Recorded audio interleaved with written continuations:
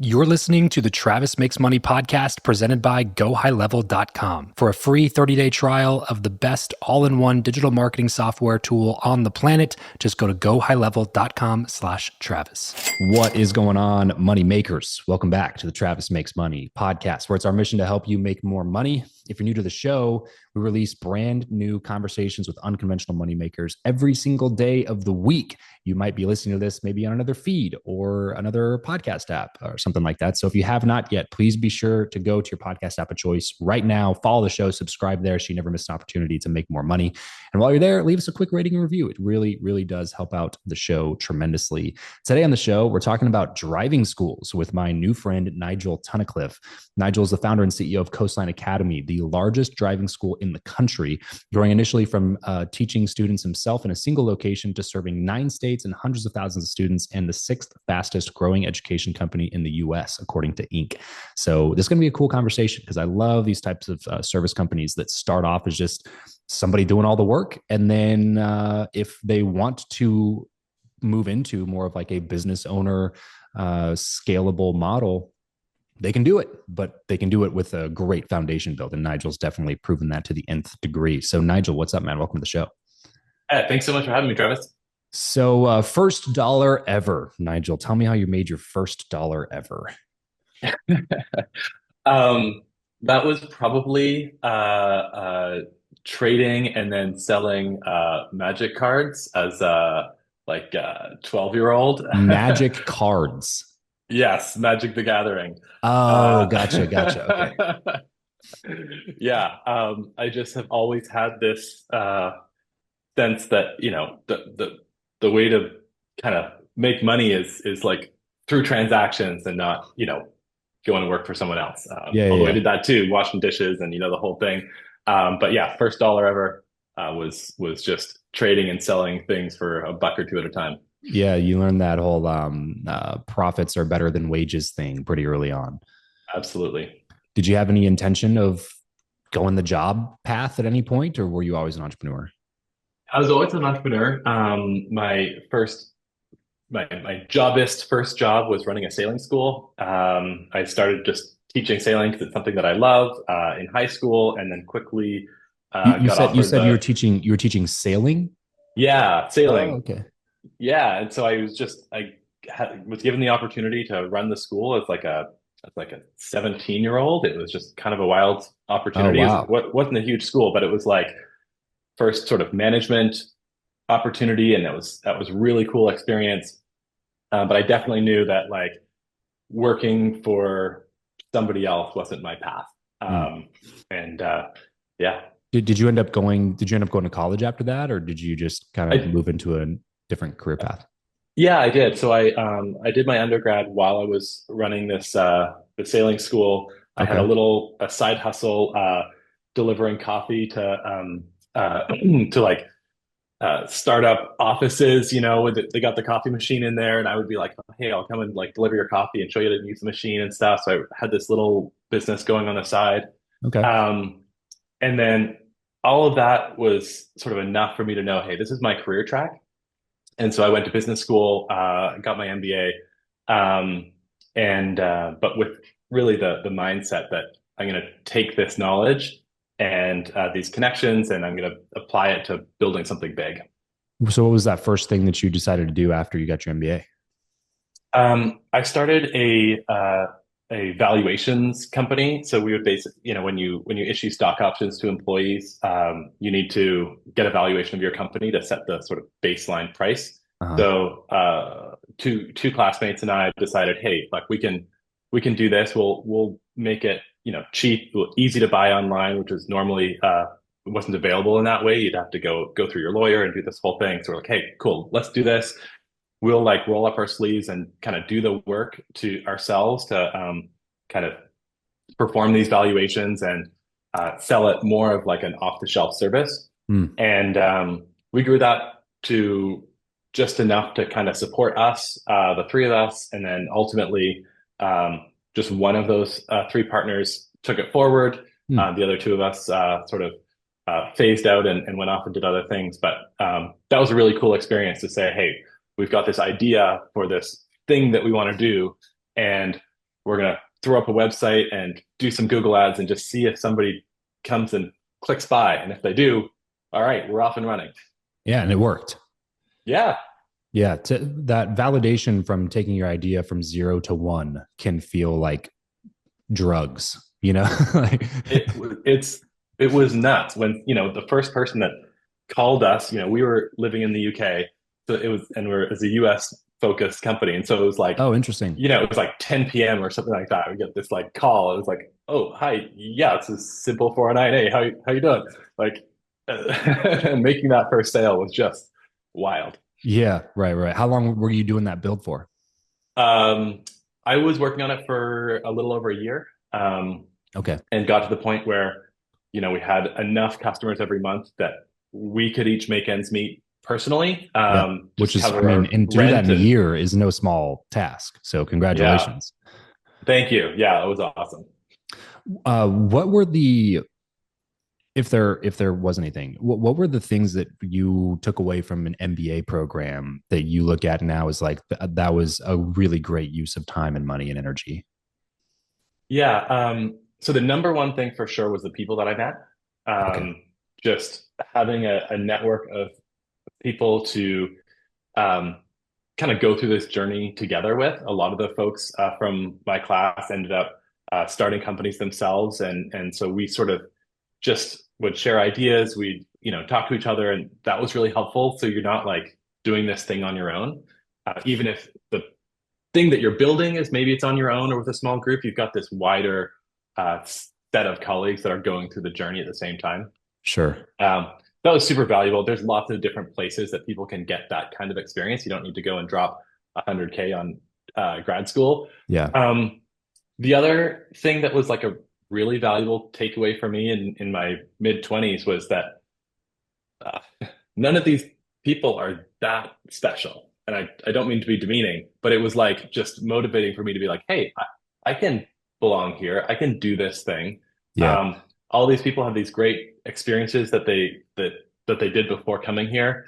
Um, but I can do this stuff too. It was really motivating to just Sure. think that, to think you could do it. And Yeah. then This there's is, just the book learning side of it, a lot about strategy and whatnot. All of that you can learn online from books, whatever. But sure. it's super, super useful too. Yeah. That's the thing about business, man. Is like, it's like a sport, it's just that if you grow up playing sports, whether it's basketball, soccer, football, baseball, and you're not the most like gifted, talented athlete, you can immediately see that like, oh, there's no future for me in this. You know what I mean? Like the first time, like I played a ton of basketball growing up, the first time I saw like a 13-year-old dunk, I was like, oh, got it. Like that. Uh-huh. I see that person's path to the NBA. Like I see how they're going to make it to D1 college. You know what I mean? Like Uh-huh. that's kind of out of reach for me. Even if I work my tail off, like maybe I could sit the bench D1 or something like that. But like ultimately to be one of the best players in the world, like there's a marriage of natural talent with extreme work ethic and a lot of hard work and discipline. And you kind of need both of those things. The nice thing in business is that doesn't exist.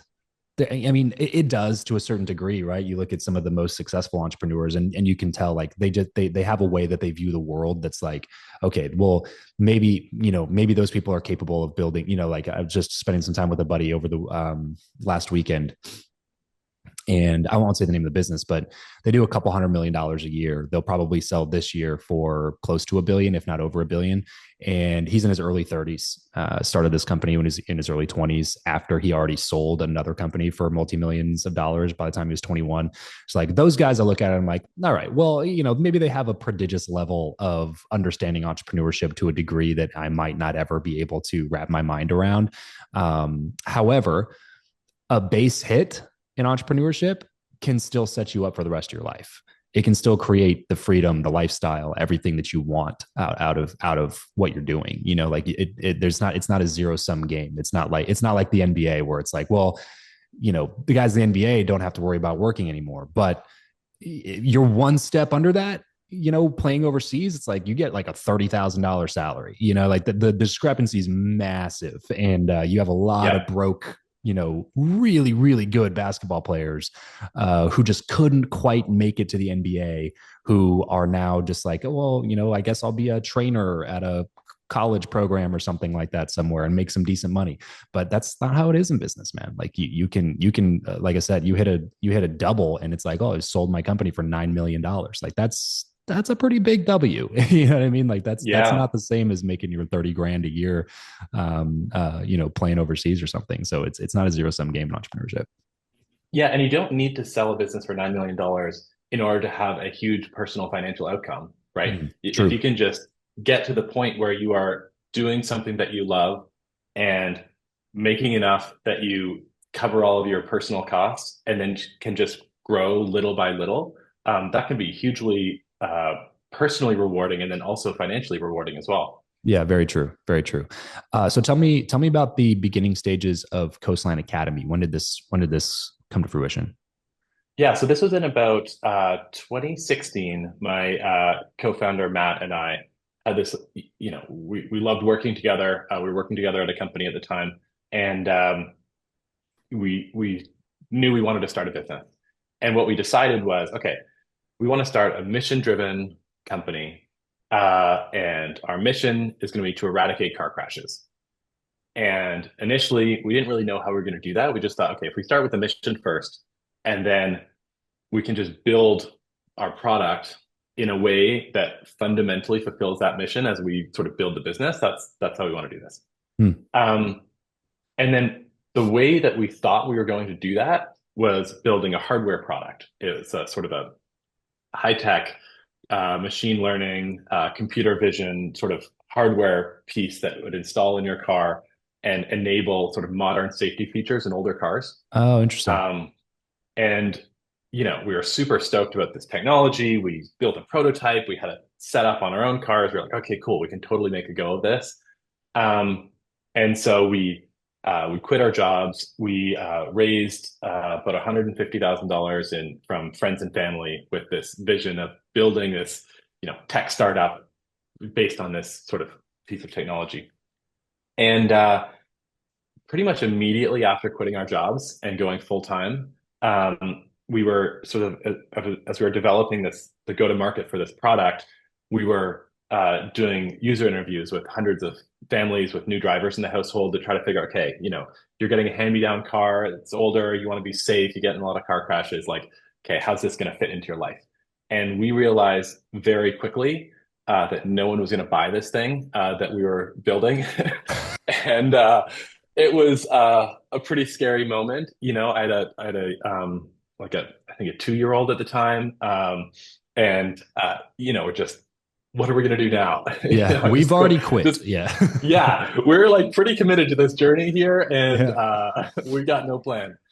Um, and so basically we just leaned in on the mission and all this user research that we were doing and just, okay, let's go back through these 100 plus interviews and pull out the stories and try to figure out what is the through line, what is the thing that we could do if it's not this original vision that we had that would kind of get us there. And the stories that were sort of the most frequently communicated was just about the learning to drive process and how difficult it was, how the the schools weren't very good, or they're the driver's always late, or you've got to pay in cash, or just all these like sort of small business pain points. Yeah. And we're like, okay, well that's interesting. Maybe we could do something in this space.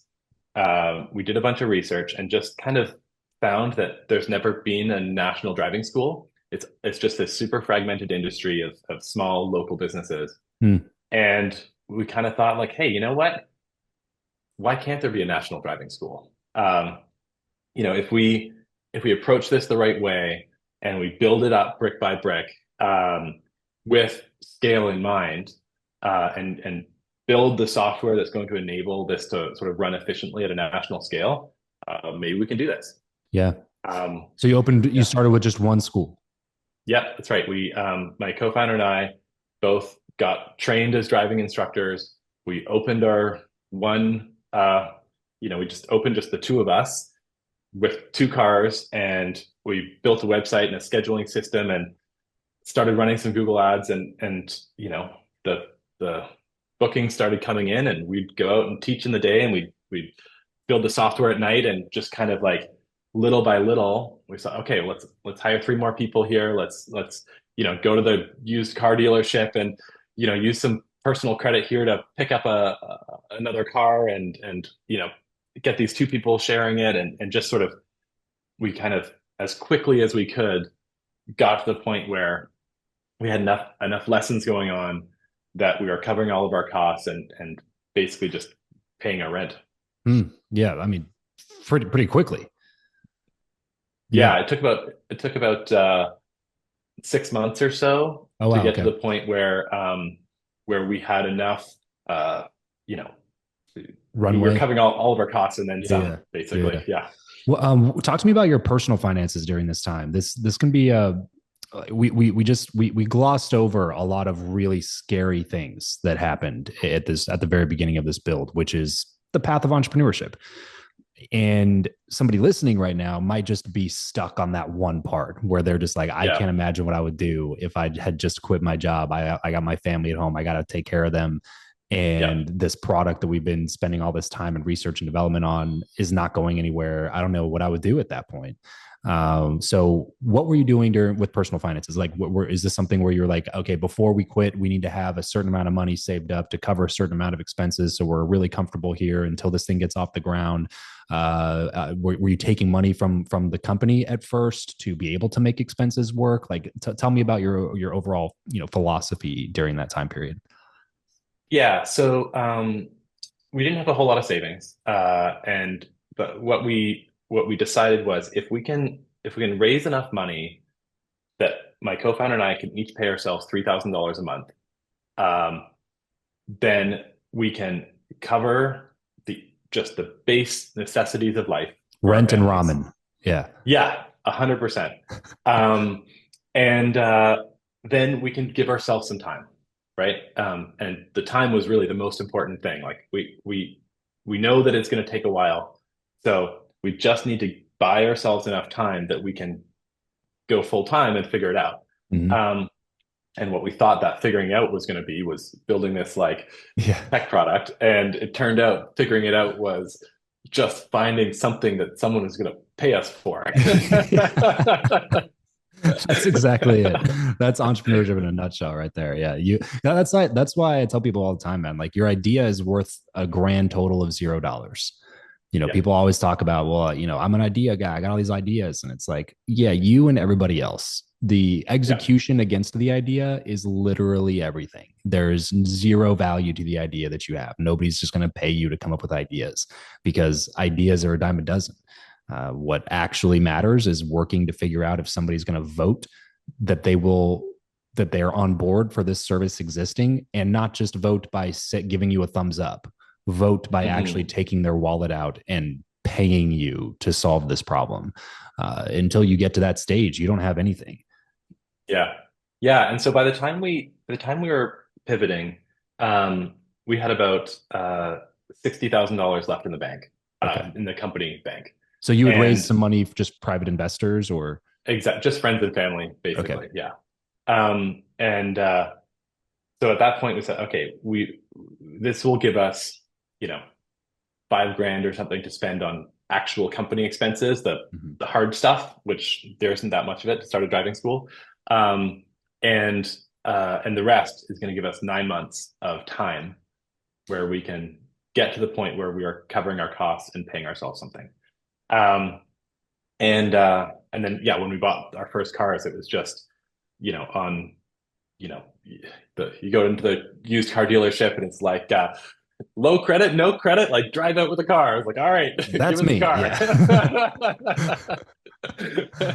Perfect. Yeah, exactly. Yeah, But you figured it out before the 9 months was up. we did. Yeah. Yeah. Oh, and the nice thing too, man, is like, if even if you didn't, you can raise a little bit more money at that point. Like, Yeah. if the thing is working, if you have some degree of product market fit, it's like, well, we're making some money here. Like we have cash coming in. It's just a matter of like our runway might be extended by another like 6 months. So we need another 30 grand or something like that. I've even Yeah. used I'm very hesitant to give this advice out because it could ruin some people, but I've used 0% credit cards every time I start a new company. Just so like I don't have to go get money from anybody else. I just kind of like throw them on 0% credit cards. I open up a few lines of credit, Yeah. and I start the business that way. And then, but I've never paid a dime in interest. I've always just figured out a way to get the Yeah. company to generate enough to be able to pay these cards off and get me in a position to actually grow this thing. There are other. I guess I just say that to say that like you can be as creative as you can be as long as you can Yeah. get the cash, the oxygen into the business so that you can survive for a little bit longer until you're able to kind of flip the scales. And now the company's bringing in enough to support and then actually start actively growing. Yeah. And, you can get super creative in sort of how you cover just the necessities of life, the basics of the business needs to get to that next level. But yeah, being really thoughtful about, hey, just because you can grab 10K on a credit card doesn't mean that is going to be, free money and you got this, you can just keep going. You got to have something that's got a thread that's working that you can have confidence is going to start to bring that cash in. Access to Um, cash for sure. yeah. Yeah. And what we told everybody in that first set of friends and family is like, if you give us this check for $10,000, like you are kissing it goodbye. Yeah. We are going to do our very best to turn this into something for you, but don't expect that in 2 years you can say, "Hey, can I get my 10 grand back?" No, it's going to be gone. Yeah. And Yeah. I think we were just fortunate enough that we had some folks that believed in believed in us Sure. and have followed us through this journey and think, okay, well, hey, we thought this was a tech startup and now it's a driving school, but hey, keep going. Yeah. Are they still on the cap table? Yeah. Wow. So they're probably pretty happy then. I think so. Yeah, I hope so. Yeah. Well, to grow this from one thing. So how many schools now do you have? So we have mostly a distributed model. So we've got instructors all over. So in California, where we started, we cover 95% of zip codes. So almost Wow. anywhere, anyone anywhere in California can just go to coastlineacademy.com and have an instructor come to their house and pick them up. Oh, wow. And then we're across 8 other states, so 9 states in total. Wow. And now to the point where you've had hundreds of thousands of students come through this school in the last 8 years. Yeah, exactly. We just hit a milestone this month, 100,000 5-star reviews, Wow. which is Congrats, man. pretty wild. Yeah. That's incredible. That's incredible. What are your top tips for somebody out there that's listening to this and going like, that seems so unattainable to me. Like I can't even like I can barely wrap my mind around starting that first school that you guys did, let alone Mhm. having hundreds of thousands of students and serving 9 states and being the sixth fastest growing education company in the country. How did you have to do work along the way on your mindset specifically, like what you believed was possible, that this was going to scale? Yeah. I mean, I think there's a couple things here. One is that uh, the really cool thing about business is that if you have the model right, it can work at a bunch of different levels of scale. Mm, So there's the level of scale where Matt and I were teaching driving every day, and then also answering the phones, and also training instructors, and also like taking the cars in for an oil change.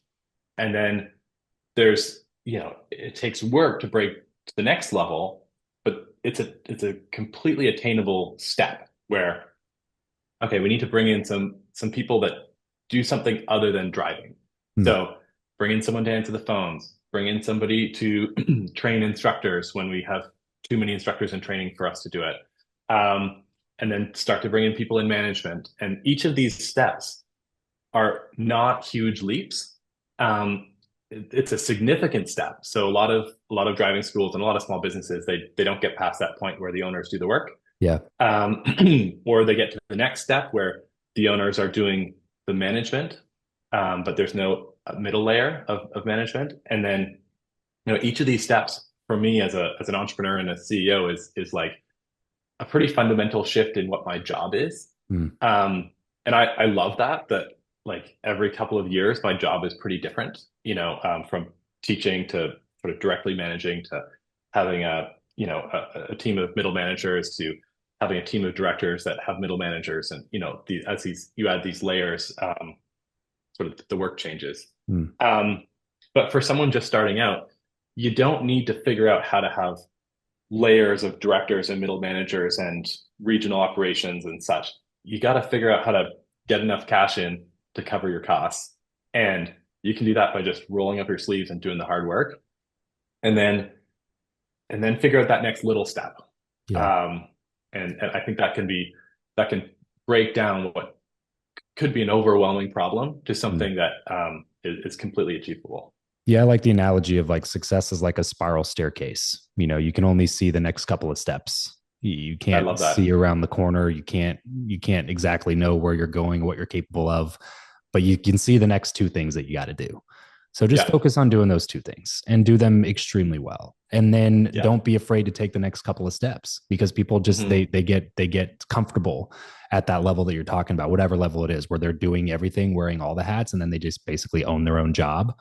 And then, or they get comfortable at that, like, okay, well, I have some employees and I'm managing everybody, but I don't trust anybody to do the managing part. So I'm just going to stay in this management role thing. And they stay at that step.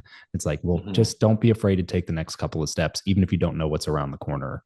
Because, if you continue to take the steps, then you'll look back in a few years and realize that how far you've come, because you continue to level up those skill sets along the way. Yeah, I love that analogy. And I think it also extends to think that you shouldn't skip any steps. Like starting out by doing the work yourself gives you so much context and understanding, connection with the customer, authenticity with your future team that, hey, look, I know what it takes to, in my case, be a driving instructor, right? Yeah. Like I've done it, and I love it. And so by taking each step and continuing to take those steps, you're building all of this context, all this knowledge, and all this sort of credibility with the team that you're building, so that you can be a great leader at those higher rungs, where if you just try to leap to 6 steps up, and then you got to try to figure it out from there. And I think that can be hard to do. Absolutely. Dude, thanks so much for doing this, Nigel. There's so many other questions that I'm sure we could go into. We could probably talk about this for a really long time, but I want to be respectful of your time here. Let's move into the last segment. Just some quick random questions, quick random answers. We'll get you out of here. Yeah, sounds good. What profession other than your own do you think that it would have been fun to master? Being a pilot would be pretty sweet. Yeah. If you could sit on a park bench with someone, past or present, and talk for an hour, who would it be? Steve Jobs. How do you like to consume information best? Books, audiobooks, blogs, podcasts, YouTube videos? I love audiobooks, but I just kind of started reading in a way that I never really read books for pleasure before. And turns out I love that. Oh, interesting. It was like more fiction type? Yeah. Okay. Yeah. It just sort of completely takes me out of my day to day. And it's something I've never made time for before. What is your go-to pump-up song? Everything is Awesome from the Lego movie. That's so good. I got small kids, man. It's like, some movies they put on, you're like, oh no, not this one again. And then like some movies they put on, you're like, nah, I could watch this. Yeah. the Lego movie is one of the ones that I'm like, please, Lego movie, something 100%. Like that. Yeah. As we get everything wrapped up here, Nigel, where can people go to get more from you? coastlineacademy.com, where if you're in one of our 9 states, you can sign up yourself or your kids for driving lessons. And then we're on all the socials, dropping tips about driving, how to drive, all that good stuff. Sweet. Coastlineacademy.com. They're the best in the nation, folks. So you just heard it here from Nigel. Go check out some of the stuff that they got going on. If you're listening, tune in. Remember that money will only solve your money problems, unfortunately. However, it's a little bit easier to solve the rest of your problems in your life if you do have some money in the bank. So let's solve that problem first here on the Travis Makes Money podcast. Thanks for tuning in. We'll catch you guys next time. Peace out.